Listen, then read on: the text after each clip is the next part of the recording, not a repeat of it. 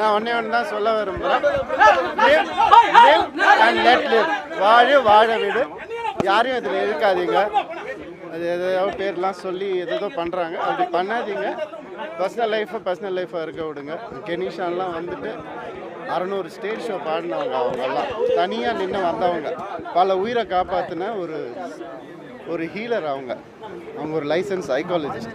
அவங்களெல்லாம் அப்படிலாம் இழுக்காதீங்க. நானும் அவங்களும் ஒரு ஃப்யூச்சரில் ஒரு ஹீலிங் சென்டர் ஆரம்பிக்கணுன்றதான் எங்களுடைய நோக்கம். பல பேருக்கு உதவணுன்றது தான். அதை கெடுக்காதீங்க. அதை யாரும் கெடுக்கவும் முடியாது.